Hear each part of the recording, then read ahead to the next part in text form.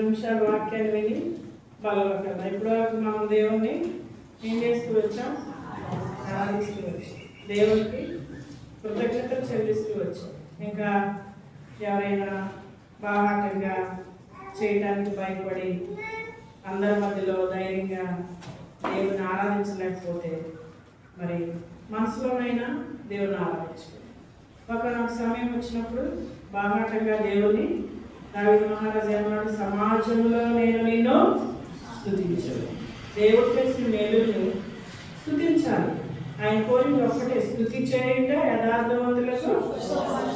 స్తుతి చేయటం ద్వారా దేవునికి స్తుతించడం ద్వారా ఇంకా గొప్ప గొప్ప కార్యాలు జరుగుతాయి. స్తుతిలో ఎంత అద్భుతాలు ఉన్నాయంటే ఆరాధనలో ఎంతో అద్భుతాలు ఉన్నాయి.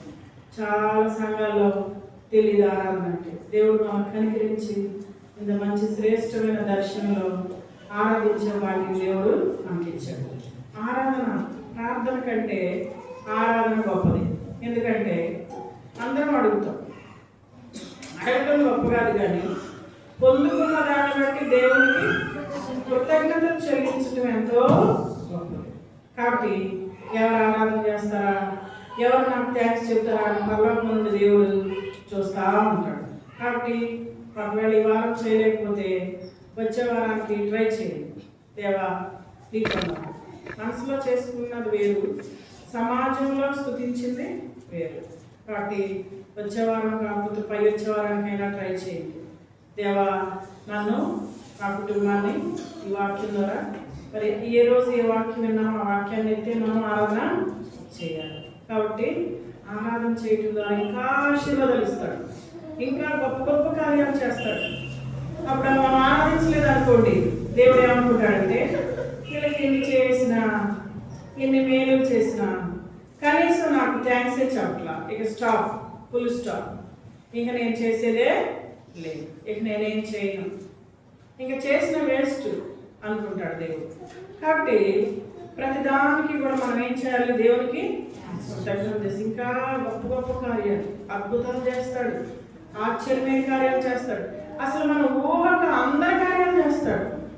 ఇదంతా కూడా దేనిలో ఉన్న మిళితమై ఆరాధనలోనే ఉంది. కాబట్టి ఆరాధన అనేది చాలా విలువైంది. సరే రండి ఇప్పుడు వాక్యాన్ని చూసుకుందాం. ఇదే వాగ్దానం కీర్తన కొరింథీయులకు రాసిన 2వ కొరింథీయులకు రాసిన పత్రిక 5వ అధ్యాయం 17వ వచనం. మన సార్వత్రిక సంఘాల్లో మొట్టమొదటి వాగ్దానం. ఇదే వాగ్దానం మీద ఆరాధన వర్తమానం చూసాము. ఇదే వాగ్దానం మీద బలవర్తమానం కూడా చూసుకుని ప్రభు బలలో చేయవేద్దాం. చూడండి 2వ కొరింథీయులకు రాసిన పత్రిక 5వ అధ్యాయం 17వ వచనం. అందరం కలిసి చదవండి.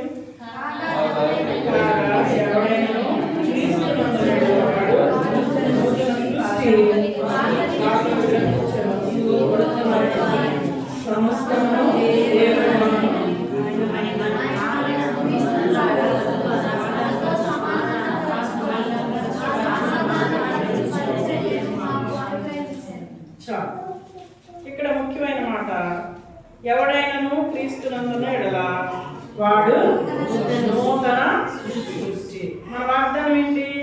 ఇదిగో సమస్తమును నూతన పరిచయము. నూతన పరిచయం ఏవే విషయాల్లో నూతన పరిచయం చాలా ఉన్నాయి. సమయాన్ని బట్టి మనం కొంచెమే చెప్పుకున్నాం. ఇంకా ఏం చెప్పాడు? సింహాసనాసీనుడు లేనివాడు చెప్పేసాడు, ఈ మాటలు నిజము నమ్మకం. మీరు నమ్మండి, నిజం అని చెప్తున్నాడు. ఎందుకు? ఈ సంవత్సరంలో మన జీవితంలో చాలా అద్భుత కార్యాలు చేస్తాడు. వాగ్దానం చేసిన వాడు రండి. ఇంకా ఇప్పుడు నూతన సృష్టిగా మార్చబడితే మనం కూడా ఎలాంటి కార్యాలు జరుగుతాయో ఇప్పుడు కూడా కొన్ని చూసుకుని బైబిల్ బలలో కదా. రండి ఆదికాండం 17వ అధ్యాయం 5వ వచనం. ఆదికాండం 17వ అధ్యాయం 5వ వచనం.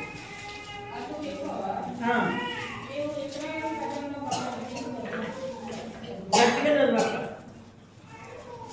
మరియు ఇక మీద ఆదికాండం 17వ అధ్యాయం 5వ వచనం.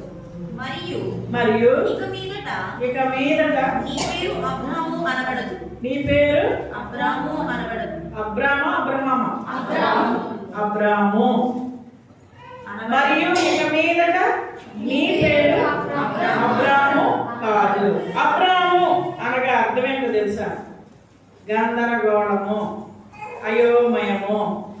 అబ్రాము అంటే అర్థం గందరగోళము, అయోమయము. ఇప్పుడు ఈయన అబ్రాము. అయితే దేవుడు ఏమన్నాడు? ఇప్పుడు దాకా నువ్వు అబ్రామువి అంటే నీ జీవితం గందరగోళంగా ఉంది, నీ జీవితం అయోమయంగా ఉంది. కానీ ఇప్పుడు నువ్వెవరివి? అబ్రాము కాదు. చదువు. నిన్ను అనేక జనములకు తండ్రిగా నియమించాను కనుక నీ పేరు అబ్రహాము. ఎంత చక్కగా ఉందన్నమాట. అబ్రాము అంటే గందరగోళం అయిపోయింది. అబ్రాముకి స్వస్తి చెప్పు. 2024తో అబ్రాము క్లోజ్. ఇప్పుడు 2025లో ఎవరు రావాలి? అబ్రాము కాదు, అబ్రహాముగా మార్చబడాలి. నూతన సృష్టి, పాతవి గతించెను, సమస్తము. ఇంకేముంది? ఎవరైనా క్రీస్తునందున ఎడలవాడు నూతన సృష్టి. ఇప్పుడు అబ్రాము అంటున్నాడు అబ్రహాము. అబ్రహాము అంటే అర్థం ఏంటి? విశ్వాసులకు తండ్రి. అబ్రాము అంటే గందరగోళము. అబ్రాముగా ఉన్నప్పుడు గందరగోళంగా బ్రతికాడు. ఏంటి గందరగోళం? బొమ్మిదులు, విగ్రహాలు అమ్ముకుని బ్రతికాడు.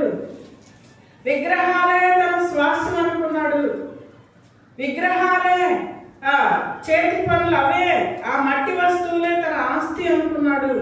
అవే తన దేవుడు అనుకున్నాడు.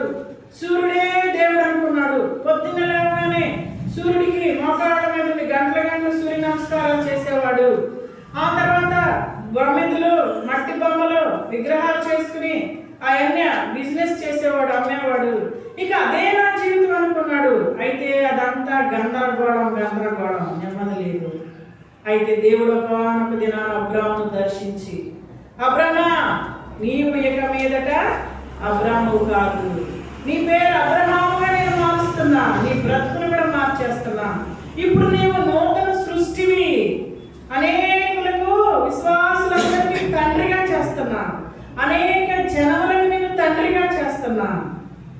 దేవుడు వెంటనే అబ్రాముగా మార్చాడు. తన జీవితం మారిపోయింది, తన తలంపులు మారిపోయినాయి, తన ఉద్దేశాలు మారిపోయినాయి, తన స్వభావం మారిపోయింది, తన క్రియలలో మార్పు వచ్చింది. ఇప్పుడు అనేకులకు తండ్రిగా చేశాడు. చూసారా? అబ్రాములా ఏమైపోయాడు? అబ్రహాముగా మారాడు. ప్రియులారా, ఈరోజు నీవు నేను కూడా గత సంవత్సరం అంతా గందరగోళంతో ఉన్నావేమో, గలిబిలిగా ఉన్నావేమో, అర్థం లేని జీవితంలో బ్రతికేమేమో, అయోమయంగా బ్రతికేమేమో, తక్కుడుగా బ్రతికేమేమో, గురేంటో ఎరగని బ్రతికేమేమో, నిరీక్షణ అంటే ఏంటో తెలియని బ్రతికేమేమో, గమ్యం అనేది ఏంటో తెలియని బ్రతికేమేమో. ఈ లోకంలో ఉన్నవే, మనం కలిగి ఉన్నవే శాశ్వతం, ఇవే దేవుడు అన్నట్టు బ్రతికేమేమో. ఈ లోకంలో మనం కలిగిన వాటినే సేవిస్తూ ఇవే మనకి ఆధారం అని వాటి మీద ఆధారపడి బ్రతికేవేమో. ఈరోజు అవన్నీ విడిచిపెట్టాలి, అబ్రహాములుగా మారాలి. మన వరకే కాదు, అనేకులకు, అనేక జనములకు మనము తండ్రులుగా చేయబడాలి, తల్లులుగా చేయబడాలి. అంటే దేవుని ఆశీర్వాదం మన మీదకి రావాలి. అన్నీ ఉన్నాయి. అబ్రహాంకి ఏమి లేదు, సంతానం లేదు, గందరగోళంలో ఉన్నాడు. విస్తారమైన బలం ఉంది, బంధువర్గాలు ఉన్నాయి, ఒక ఊరు, అబ్రహాము ఊరి పేరే ఊరు. ఆ ఊరు ఒక పేటే వాళ్ళ అన్నదమ్ములు. అందుకే అబ్రహాం 12 తీయొద్దండి. భక్త వచ్చిన అబ్రహామా, నీ దేశమును విడిచిపెట్టు, నీ బంధువులను వదిలిపెట్టు, నీ స్వజలను విడిచిపెట్టి నేను నీకు చూపించే దేశానికి వెళ్ళు. బలగం ఉందని అతిశయపడుతున్నావు, డబ్బు ఉందని అతిశయపడుతున్నావు, మంచి వ్యాపారం ఉందని అతిశయపడుతున్నావు, బిజినెస్ ఉందని అతిశయపడుతున్నావు, ఈ పేట నాదే అని అతిశయపడుతున్నావు.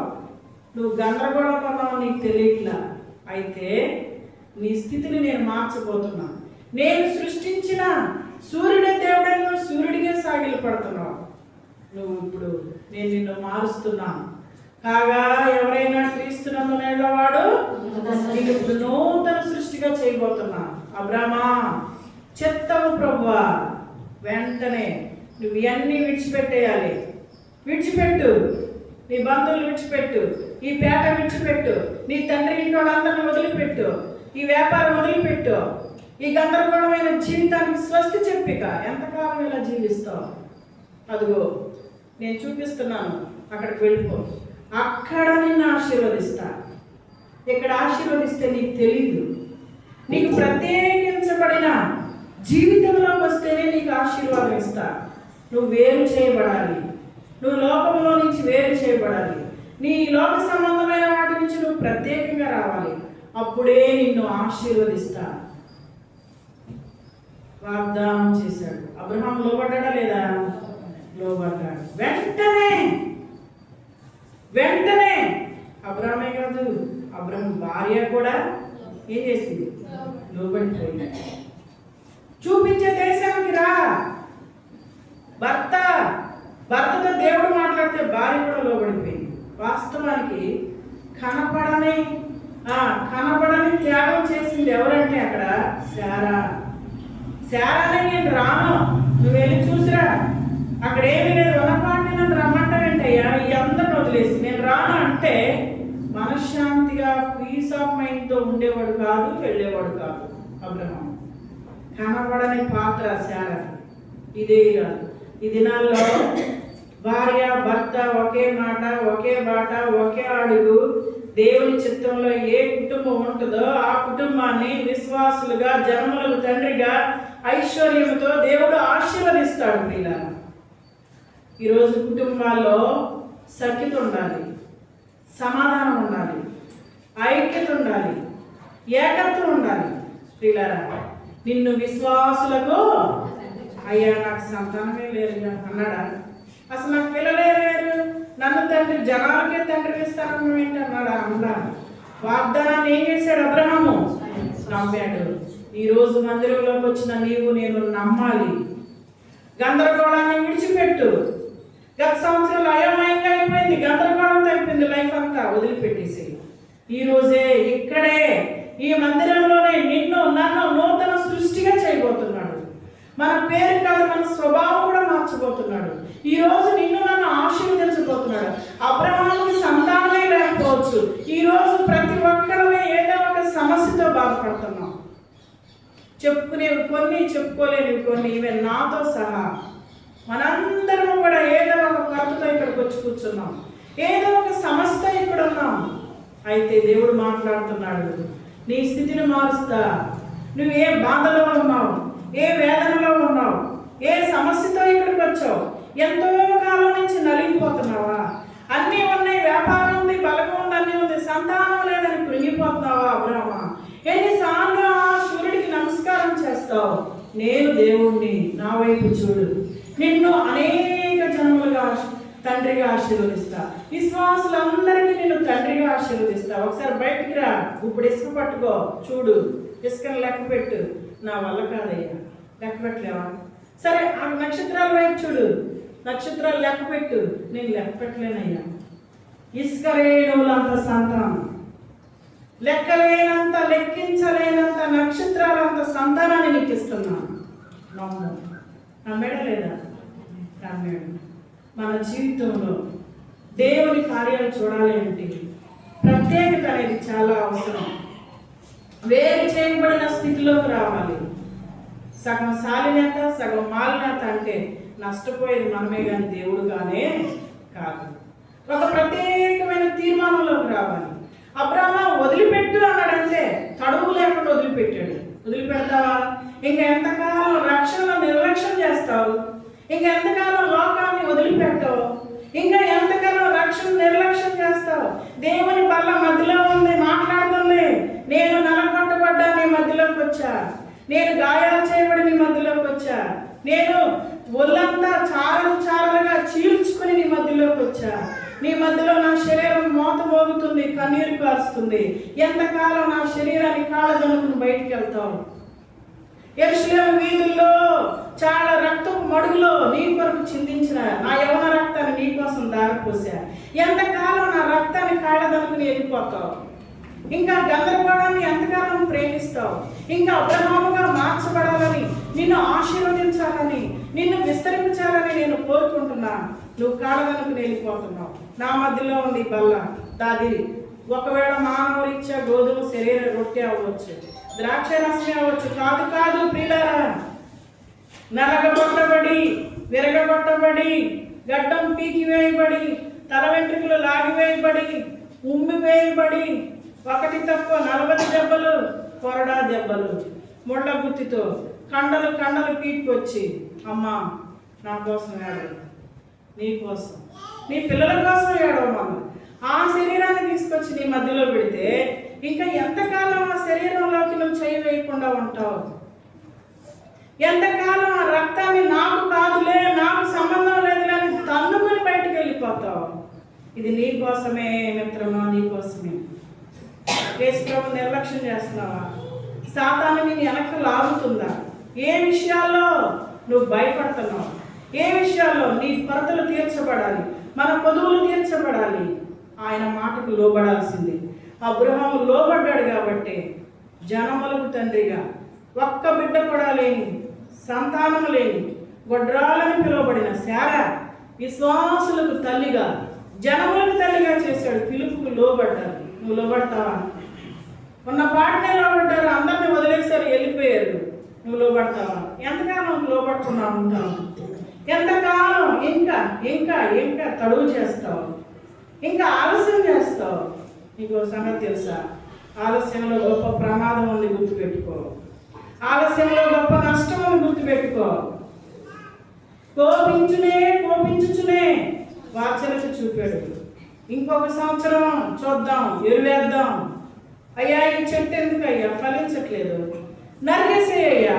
ఆగండి, ఇంకొక సంవత్సరం టైం ఇద్దాం.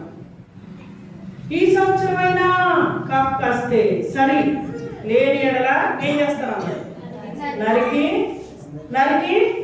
అగ్నిలో వేస్తాను. ఒకవేళ 2024 ఓర్చుకున్నాడు.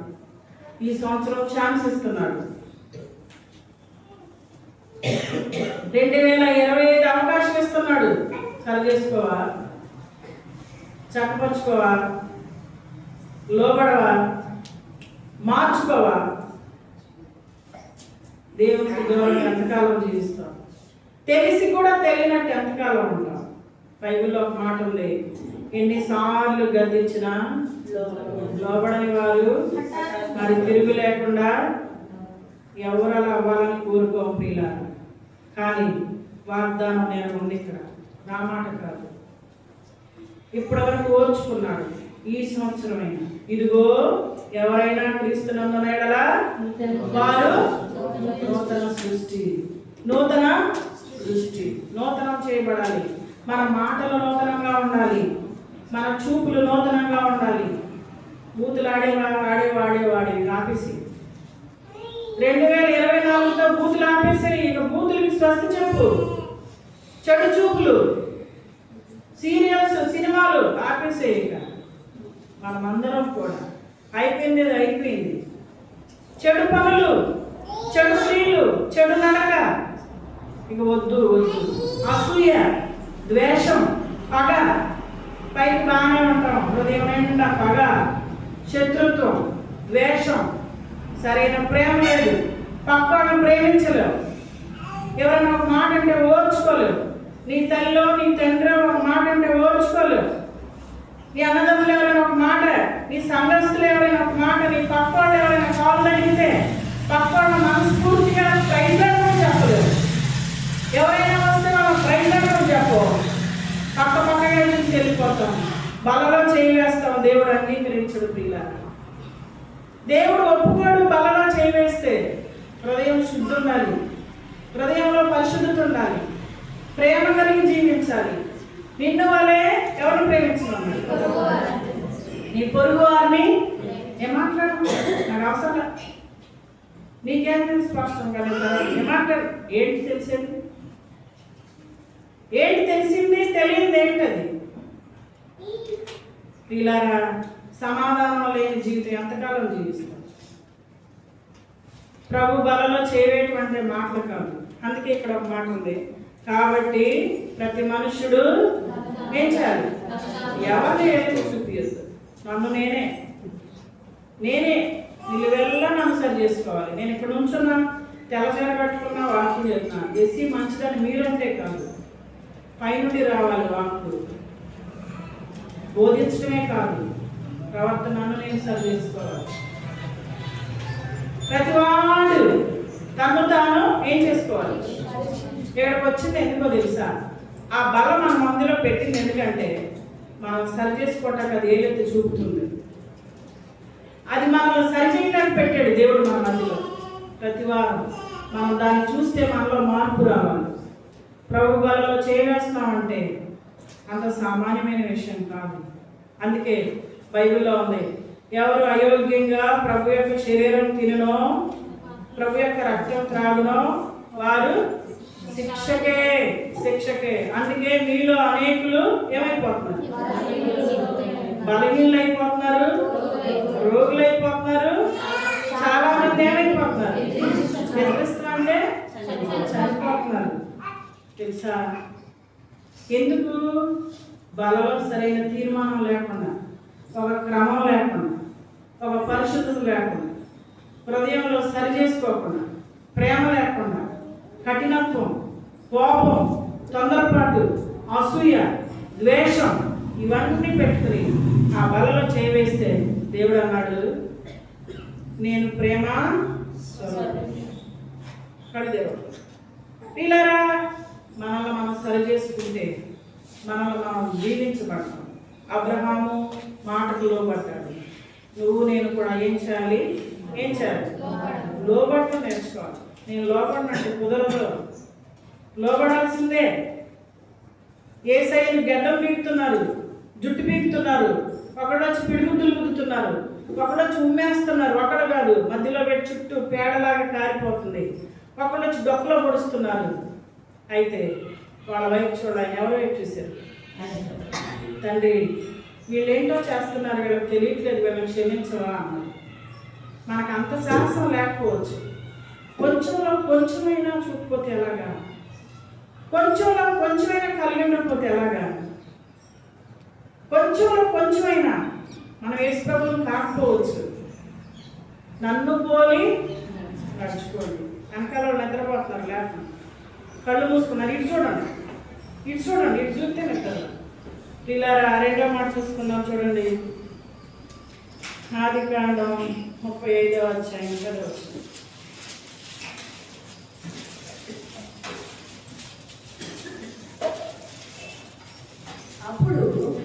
అప్పుడు దేవుడు అతనితో నీ పేరు యాకోబు, నీ పేరు యాకోబు, ఇక మీదట నీ పేరు యాకోబు అనబడదు, ఇక మీదట నీ పేరు యాకోబు అనబడదు, నీ పేరు ఇశ్రాయేలు అని చెప్పి అతనికి ఇశ్రాయేలు అని పేరు పెట్టాను. ఇప్పుడు ఇంకొక వ్యక్తి వచ్చారు. ఎవరి వ్యక్తి? యాకోబు అంటే అర్థం ఏంటి? మోసగాడు. ఇప్పుడు ఏమని పిలుస్తున్నాడు? నువ్వు యాకోబు కాదు, ఇశ్రాయేల్ అంటే జనములకు, ఇశ్రాయేల్ అంటే ఆశీర్వాదం, జనములకు ఐశ్వర్యం. ఇశ్రాయేలు. యాకోబుతో మాట్లాడుతున్నాడు. యాకోబు, ఇక నువ్వు యాకోబు మోసగాడు. యాకోబు అంటే ఎవరెవరు మోసం చేశాడు? ఫస్ట్ ఎవరు మోసం చేశాడు? అన్నను మోసం చేసి అన్నను మోసం చేయటం నిజంగా పాపం యాకోబు తెలుసా? చెప్పండి, నిజంగా చెప్పండి, తెలుసా? ఎవరు నేర్పారు? తల్లి నేర్పింది. ఏమి నేర్పింది? చెప్పండి. అరే మీ నాన్న మీ అన్నయ్యని కూర తీసుకురామంటాడు, వాడికంటే ముందు నువ్వు వెళ్ళి తీసుకురా. ఆడు కొడుకే కదా, అతను కొడుకే కదా, ఇతను కొడుకే అతని కొడుకేగా. కానీ ఇతను తీసుకురామంటే జ్యేష్ఠుడిని ఎవరికి చెప్పింది తల్లి? చిన్నోడికి చెప్పింది. విన్నాడా లేదా? మా అమ్మ చెప్పింది కాబట్టి అది తప్పైనా ఒప్పే విన్నాడు. వెళ్ళాడు, కూర తీసుకొచ్చాడు. గోరిచరం వేసుకునిరా, మళ్ళీ ఆ సలహా కూడా ఇచ్చింది. నిజంగానే వేసుకున్నా. కడిగి చూశాడు, అయ్యా నువ్వేంటి స్వరమేమో నేను యాకోబు వేసావు తినేసాడు. మొత్తం దీవించేసాడు. మొత్తం దీవించేసినాక అతి కష్టం మీద వేసా వెళ్ళి తెచ్చి కూర తెప్పించుకుని వచ్చాడు. నాన్న కూర తీసుకోండి ఏమంటున్నాడు? అరే తెచ్చావు కదా, తిన్నానుగా. నాకు తెలియదు నాన్న. అమ్మ బయట కూర్చో. పిల్లగా నాకు తెలియదు నాన్న అంటున్నాడు. చూడండి, ఏసావు గుండె అదిరిపోయింది. ఒక్కసారి ఏసావు గుండెలు అదిరిపోయింది. చూసారా? అరే ఏంటి నాన్న, నేను తెచ్చిన కూర నీకే నాన్న. అయ్యా నీకు చెందవలసిన దీవెనలన్నీ ఇచ్చేసారా? నువ్వే అనుకున్నారు అప్పుడుగా. కళ్ళు మందగించిపోయింది. నానా ఒక్క దీవెని కూడా లేదా నాన్న? లేదయ్యా. నానా ఒక్క దీవెని కూడా లేదా నాకు నీ దగ్గర? లేదు నాన్న. అన్నీ అయిపోయింది. ఎంత దుఃఖం, ఎంత బాధ. ఏసావు పగబెట్టుకున్నాడు. యాకోబుకు మళ్ళీ సలహా ఇస్తున్నారే, మీ అన్నయ్య నిన్ను చంపడానికి చెప్తున్నాడు, నువ్వు వెళ్ళిపో మేనమామ దగ్గరికి. ఎక్కడికి వెళ్ళిపో? మేనమామ దగ్గరికి. పిల్లరా ఎంత భయంకరమైనటువంటి పరిస్థితి వచ్చేసింది చూడండి. వెళ్ళిపో మీ మేనమామ దగ్గరికి. పారిపోయాడు. ఏసావు తిరుగుతున్నాడు, కనపడితే చంపుదామని. ఇద్దరి మధ్యలోకి వచ్చేసింది మారణ హోమం వచ్చేసింది. పిల్లరా అందుకే సామెతలు 14:1 ఉంది, జ్ఞానవంతురాలు ఇల్లు కట్టును, మూఢురాలు. అంత తేలికైన విషయం కాదండి జ్ఞానం ఇల్లు కట్టుకోవడం. స్త్రీలు మనం చాలా, అందుకే దేవుడు అన్నాడు సామెతల్లో, బంగారం కంటే అపరంజి కంటే వేటి కంటే జ్ఞానం కోరదగినది. ఇవన్నీ వేస్ట్, జ్ఞానం కావాలి. జ్ఞానం ఉంటే 100 రూపాయలైనా జాగ్రత్త చేయగలుగుతాం. జ్ఞానం లేకపోతే 1000 రూపాయలైనా రూపాయలాగా. అందుకే దేవుడు అన్నాడు, జ్ఞానం కొనుక్కోండి, జ్ఞానం కోసం ఎతకండి. అందుకే సొలొమోను మహారాజు కూడా ఏమీ వద్దయ్యా, నాకు జ్ఞానం ఇవ్వయ్యా అన్నాడు. నాకు జ్ఞానం ఇవ్వు చాలు అన్నాడు. పిల్లరా ఈ సమయంలో యాకోబు ఒకానొక దినాన మోసం చేసి పారిపోయాడు, మోసగించబడ్డాడు. అక్కడ మేనమామ చేతిలో తిరిగి వచ్చి యబ్బోకు రేవు దగ్గర తన తప్పు తాను తెలుసుకొని ఒక్కడే మోకరించి అందరినీ పంపివేసి రాత్రంతా దేవునికి మొరపెట్టాడు. నేను మోసం చేశా, క్షమించు. నీవు నన్ను ఆశీర్వదించవా, నీవు నన్ను దీవించవా? నేను స్వశక్తితో మోసంతో నా సొంత తెలివితేటలతో సంపాదించా. ఇవన్నీ ఉంటాయో ఊడిపోతే నాకు భయం వేస్తుంది. ఒక్కసారి వీటిని నువ్వు తాకు, ఒక్కసారి నీ ఆశీర్వాదం తీసుకురా. నన్ను దాటి వెళ్ళొద్దయ్యా, నన్ను క్షమించయ్యా, నన్ను మన్నించయ్యా. యబ్బోకు రేవు దగ్గర యాకోబు ఒక్కడే ఆల్రెడీ ప్రేర్ చేశాడు. దేవుడు యాకోబుని అంటున్నాడు, అప్పుడు మాట్లాడుతున్నాడు. ఏమంటున్నాడు? నువ్వు యాకోబు కాదు, ఇక మీదట ఇశ్రాయేలు. తన పశ్చాత్తాపమే, తన పరివర్తనే, తన ప్రార్థనే, తన దిద్దుబాటే ఇశ్రాయేలుగా మార్చింది. చూసాడా? దేవుడు క్షమించాడు. అందుకే మన దేవుడు ఎలాంటి వాడు? కోపించుచునే. ఎంత ఘోర పాపమైనా దేవుడు ఏం చేస్తాడు? క్షమిస్తాడండి. శిక్షించడం, క్షమిస్తాడు. కానీ మనం గ్రహించుకోవాలి. నేనైనా నా పొరపాటు ఏంటి, నా తప్పేంటి, నాలో ఏం లోపం ఉందో నేను తెలుసుకోవాలి. వీళ్ళరా ఆ తర్వాత యాకోబుని ఇజ్రాయేలుగా మార్చి, ఇజ్రాయేలు 12 మంది కొడుకులు, 12 మంది కొడుకులు, ఒక కొడుకు ఒక దేశానికి రాజు అయ్యాడు. ఎవరు చెప్పండి? యాకోబు మార్పే తన కుమారుడిని ప్రధానమంత్రిగా చేసుకొచ్చింది. వీళ్ళరా మనం కూడా మారితే, మనం కూడా మన యొక్క లోక సంబంధమైన వాటి నుంచి ఇజ్రాయేల్గా మారితే, యాకోబు స్థితి నుంచి ఇజ్రాయేల్గా మారితే, మన బిడ్డల్ని రాజులుగా, రాణీలుగా, మన కుటుంబాల్ని 1000 తరాల వరకు ప్రధానమంత్రులుగా ఆశీర్వదించునుగాక. గొప్ప గొప్ప దీవెనలు కురిపించునుగాక. వీళ్ళారా, కానీ మనలో మార్పు రావాలి. మన నిజ స్థితిని గుర్తించి దేవుని దగ్గర ప్రార్థన చేసుకోవాలి. 2024 అయిపోయింది, 2025లోకి వచ్చాం.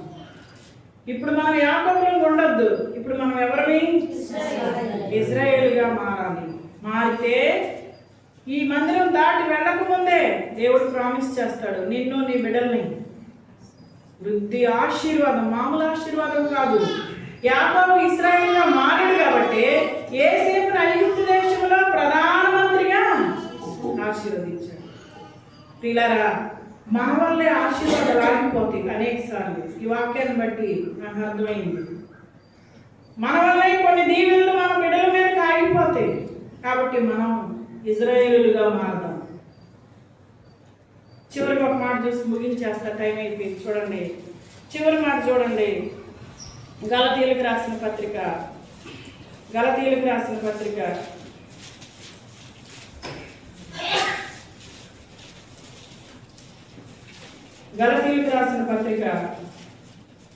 1వ అధ్యాయం 24వ వచనం.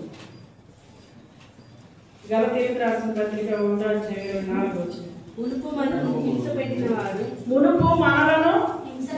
హింసపెట్టినవాడు పాడు చేయి వచ్చిన మతమును పాడు చేయుచు వచ్చిన మతమును ప్రకటించుచున్నాడు అన్న సంగతి మాత్రమే విని వారు నన్ను బట్టి దేవుని మహిమపరిచిరి. ఇతనెవరు? పౌలు గారు. ముందు ఎవరు? సౌలు.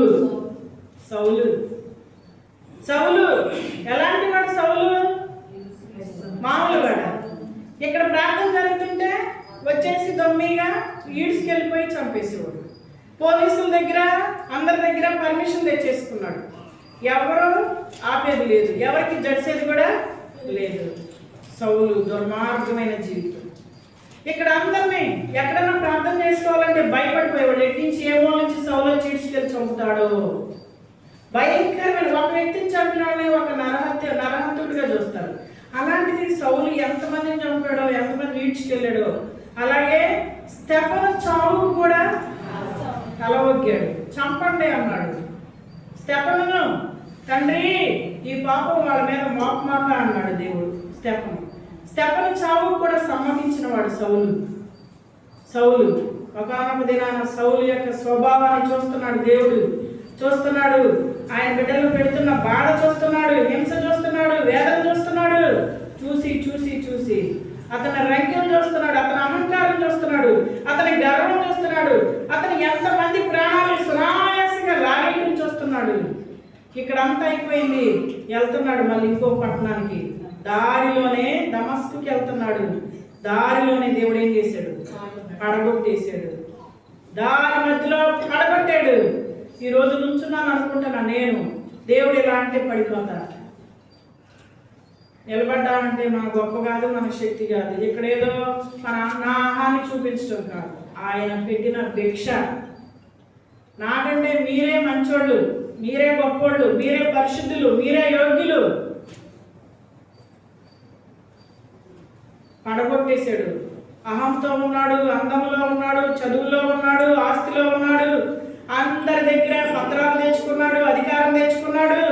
అలాంటి సౌలు దేవుడు ఏం చేశాడు? దారి మధ్యలో పడగొట్టేశాడు. పిల్లరా, ఒకరిని పడగొట్టేది దేవుడే, ఒకరిని లేపేది కూడా దేవుడే. ఈరోజు మనం ఇలా బతుకున్నామంటే మన జాగ్రత్తగానే కాదు. ఇంటికి వెళ్తామో లేదో గ్యారెంటీ లేదు. మన ప్రాణం అసలు మన చేతిలోనే లేదు. ఇంత భారీ శరీరం, మన ప్రాణం ముక్కు దగ్గరే ఉంది. అందుకే అంటారు ముక్కు మోసుకుంటే 3 గడియలు అంటారు. అల్పమైంది మన జీవోద్యోగి, మన ప్రాణం ఉన్నంత వరకే. సౌలు అహంతో ఉన్నాడు, చంపుతున్నాడు, భయం లేదు. అందరూ చీచి అంటున్నారు, అసహించుకుంటున్నారు, అయినా లెక్క చేయట్లా. పోలీసు వాళ్ళు, ఎస్ఐలు, జడ్జిలు అందరూ భయపడిపోతున్నారు. అయితే దేవుడు మాత్రం ఊరుకున్నాడా? ఊరుకోలా. దారి మధ్యలో వంచేశాడు. పిల్లరా, దేవుడి మాటకు లోబడితే సరి. మనల్ని ఎలా ఉంచుకురావాలో, మనల్ని ఎలా మోకరించి చేయాలో, మనం దేవుడు ఎలా వాడుకోవాలో ఆయనకు బాగా తెలుసు. కానీ అలాంటి స్థితి రాకముందే లోబడటం మంచిది. అలాంటి పరిస్థితి రాకముందే మనం దేవుడికి లోబడిపోతే ఇంకా ధన్యులం అయిపోతాం. వదిలిపెట్టడు దేవుడు, ఎవరిని వదిలిపెట్టడు. ఆయన ఏర్పాటులో ఉన్నవాడిని, ఆయన ప్రణాళికలో ఉన్నవాడిని ఆయన వదిలిపెట్టడు. గుర్తుపెట్టుకో, నేనైనా ఎక్కడికి వెళ్ళా మళ్ళీ లాక్కొస్తాడు. దెబ్బ మీద దెబ్బ కొట్టైనా, ముళ్ళు మీద ముళ్ళు పెట్టైనా లాక్కొచ్చి పడేస్తాడు. కాబట్టి దేవుని చేతిలో పడుట భయంకరం. దేవుని చేతిలో పడకముందే ఈ నూతన సంవత్సరంలోకి వచ్చిన మనము సరి చేసుకుందాం. సౌలుగా ఎంత భయంకరంగా ప్రవర్తించాడు. దేవుడు పడగొట్టాడు. 3 రోజులు చూపు లేకుండా చేశాడు. చిక్కని చీకటి తడుముకుంటున్నాడు. సౌలా సౌలా అంటే ఏమంటున్నాడు?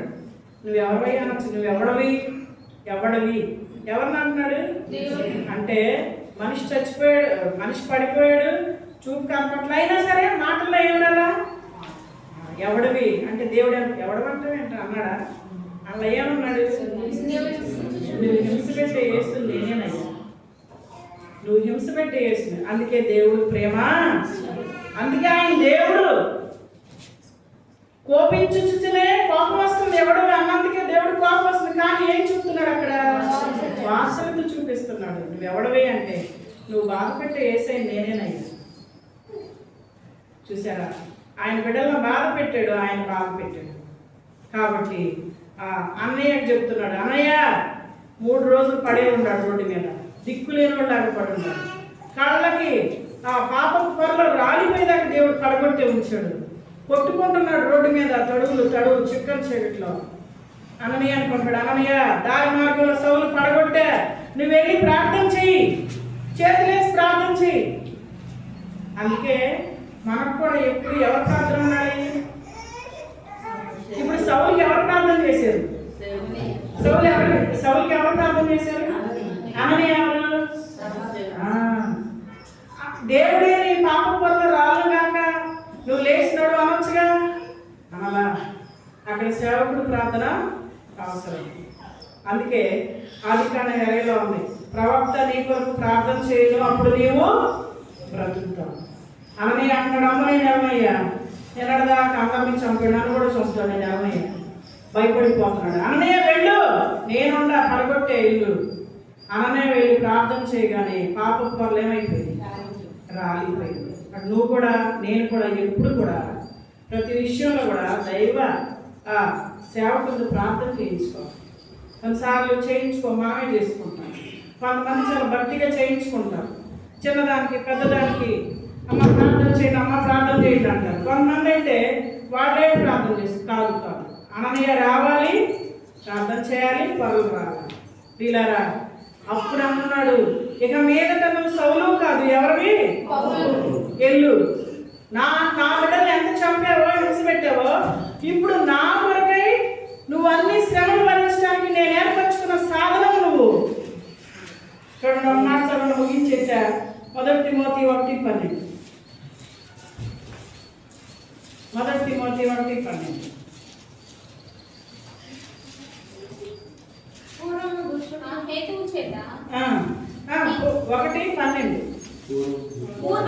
పూర్వము దోషకుడు ఇప్పుడు ఆ సౌలు పౌలుగా మారి ఇప్పుడు చెప్పే మాట ఆయన నోటితో ఆయనే చెప్తున్నాడు. ఏమంటున్నాడు? పూర్వము నేను దూషించే అందరినీ, హింసకుడని హింస పెట్టే అందరినీ, హాని చేసే అందరినీ హాని చేశా. అలాంటి నన్ను దేవుడు ఏం చేశాడు? పడగొట్టి పౌలుగా మార్చి తన పరిచర్య కొరకై నియమించి ఉన్నాడు. సౌలే కావాలా దేవుడు? నన్ను ఘనంగా ఎంచినందుకు నన్ను బలపరిచిన మన ప్రభువైన క్రీస్తు యేసుకు కృతజ్ఞుడనై ఉన్నాను. ఆ ప్రభు నన్ను ఏ పౌలే కావాలా, సౌలే కావాలా? దేశంలో ఎంతమంది లేరు? ఆ రోజుల్లో అక్కడ ఎంతమంది లేరా? అలాంటి హింస పెట్టి చంపేసిన నరహంతకుడైన ఆ సౌలే కావాలా? దేవుడికి కావాలి. నేనే కావాలా? నేనే చేయాలి. ఈ మందిరంలో పరిచయం నువ్వే చేయాలి, నువ్వే కావాలి దేవుడికి, నేనే కావాలి. జ్ఞానులను సిగ్గుపరచడానికి లోకంలో ఎవరు నేర్పించుకున్నాడు? వెర్రోళ్ళే పిచ్చోళ్ళనే ఎక్కొచ్చుకున్నాడు. ఆ సౌలే కావాల్సిందే. మాటలు రాని నత్తివాడు మోషే కావాల్సిందే. చేపలు పట్టుకునే జాలని కావాల్సిందే. నువ్వు కావాలి. ఇప్పుడు ఈరోజు అడుగుతున్నాడు నీ ముందు నుంచుని, నువ్వు నాకు కావాలి, వస్తావా నా వెంబడి? నిన్ను పౌలుగా మారుస్తా, సౌలు స్వభావం తీసేస్తా. ఒకవేళ మనం అందరినీ మనం చంపుకోవచ్చు, కానీ ఒకటి మాత్రం చేస్తున్నాం. ఏం చెప్పండి? సౌలు అందరినీ వరుసలో చంపాడు, మనం కూడా చంపుతున్నాం. ఎలా చంపుతున్నాం? రోజు చంపుతున్నాం. మనం కూడా నరగతి చేస్తాం. ఎలా? పేగులు అంటామన్నా మాటలతో ఎంత నరహత్య చేస్తా వచ్చామో. మన మాటలతో కత్తిపోటు లాంటి మాటలు మాట్లాడేవారు కలవనుంది బైబిల్లో. కత్తిపోటు లాంటి మాటలు, మనస్తాపానికి గురైపోయే మాటలు, ఆత్మహత్య చేసుకోవాలనిపించే మాటలు, కృంగిపోయే మాటలు, గుండె హార్ట్ అటాక్ వచ్చేటువంటి మాటలు, బీపీలు పెరిగే మాటలు, షుగర్లు పెరిగే మాటలు, గ్యాస్ స్టవ్లు పెరిగే మాటలు. మనము నరహంతకులు. నేను కూడా నరహంతకురాలే. ఆయన అయితే డైరెక్ట్ గా ప్రాణాలు చంపాడు, మనమైతే ప్రతిరోజు నరహంతకులమే ప్రియులారా. కాబట్టి ఈ రోజు దేవుడు అంటున్నాడు, అయిపోయింది, ఏదో అయిపోయింది. 24తో స్వస్తి. ఇప్పుడైనా పౌలుగా మారితే నేను వాడుకుంటా. నువ్వు నాకు కావాలి. నీకు చదువు లేకపోవచ్చు, నీకు జ్ఞానం లేకపోవచ్చు, నీకేమి చేపలు పట్టుకోవచ్చు, గోసు పెట్టుకోవచ్చు, నీకు ఇల్లు లేకపోవచ్చు, నువ్వు వాటి లేకపోవచ్చు, నువ్వు బలహీనుడు అవ్వచ్చు, పేదవాడు అవ్వచ్చు, నీకు ఏమీ లేకపోవచ్చు, కానీ నువ్వు నాకు కావాలి. ఈరోజు నువ్వు నాకు కావాలి. నన్ను వెంబడిస్తావా? ఇంకా ఎంతకాలం అయ్యా అమ్మా నాకు కావాలి అంటే నేను తర్వాత వస్తాలే, తర్వాత మాత్రం ఎంతకాలం వాయిదాలు వేస్తాను? నాకు కావాలి. యవనస్తులు కావాలి, నాకు కావాలి, వృద్ధులు నాకు కావాలి, విజ్ఞాపనం చేసేవాడు నాకు కావాలి, పాటలు పాడేవారు నాకు కావాలి, పరిచయం చేసేవాళ్ళు నాకు కావాలి. నేను నిన్ను వాడుకుంటా, నీ కుటుంబాన్ని వాడుకుంటా, నేను ఆశీర్వదిస్తా, నీకు నేను జీవ కిరీటం ఇస్తా, నీతి కిరీటం ఇస్తా, నీకు వాడబారిన కిరీటాలను ఇస్తా, నేను లోకంలో గమపరుస్తాను. నాకు కావాలి. లోబడతావా? నిన్ను పౌలుగా మారుస్తా. మార్చేది నేను, వాడుకునేది నేను. సౌలు అనుకున్నాడా మారుతాడని? మార్చింది దేవుడు, వాడుకునేది దేవుడు. మనం నిమిత్త మాత్రులం, గడ్డి పనులు అంటాడు, గాడిదలు అంటాడు, పనికి మాలినాడు. ఆయన మనల్ని ఎలా వాడుకోవాలో ఆయనకు తెలుసు. నేను ఒక మాట చెప్తా. పేతురు చేపలు పట్టుకునే జాలరి. పేతురు చదువు ఉందా? పేతురు గారు బైబిల్లో పత్రికలు రాశాడా రాయలేదా? ఏం పత్రికలు రాశాడు? మొదటి పేతురు ఎలా రాశాడు? చదువుని రాశాడా? ఆట పాడడం అంటే నాకు చదువులేదు. బైబిల్ చదవమా, ప్రార్థన చదివిన తర్వాత చేస్తాను. ఇవన్నీ కూడా మనలో ఉన్న బలహీనతలే. చేపలు పట్టుకునే జాలరిని దేవుడు పత్రిక రాసేంతగా వాడుకున్నాడు. చదువు లేకపోయినా వాడుకుంటాడు, ఏమీ లేకపోయినా ఆయన వాడుకుంటాడు. కానీ ఆయనకి మనమే కావాలి. పనికిరాని మనమే కావాలి. పనికి వచ్చేవాళ్ళు జ్ఞానవంతులు, శాస్త్రవేత్తలు, తత్వవేత్తలు, ఖగోళ శాస్త్రజ్ఞులు వీళ్ళందరూ అవసరం లేదు. కోటీశ్వరులు అందరూ అవసరం లేదు. పిచ్చోడం మనం కావాలి దేవుడికి, ఎదురవడం కావాలి, అంగహీనులమైన మనం కావాలి దేవుడికి, పనికిరాని వాళ్ళమైన మనం కావాలి, బీదలమైన మనం కావాలి. ఈ మధ్యాహ్నం బలం మన మధ్యలో పెట్టి నువ్వు నాకు కావాలి, నా దగ్గరికి వస్తావా? నిన్ను వాడుకుంటా, నిన్ను ఇజ్రాయేల్గా మారుస్తా, నిన్ను అబ్రహాముగా మారుస్తా. ఇంకెంతకాలం అలా ఉంటావు? నీకు వద్దా, నాకు వద్దు అంటావా? తీర్మానం చేసుకో. అయిపోయింది. ఈ 2025లో ఈ ఆదివారం ఒక తీర్మానం చేసుకో. ఇప్పుడే నేను నీలోకి వస్తా, నిన్ను ఎలా వాడుకోవాలో అలా వాడుకుంటా, నిన్ను ఎలా ఆశీర్వదించాలో అలా ఆశీర్వదిస్తా, నీ కొరతలు ఎలా తీర్చాలో, అబ్రహాము కొరత ఎలా తీర్చబడిందో నీ కొరతలు నేను తీరుస్తా, నీ పదవులు నేను తీరుస్తా, నీ సమస్యలు నేను తీరుస్తా. నువ్వు చెప్పుకోలేని సమస్యలతో ఉన్నా నీ అంతరంగంలో బాధ నాకు తెలిసి నేను తీరుస్తా. అయితే ఒకటి, యాకోబు ఇశ్రాయేలుగా మారాలి,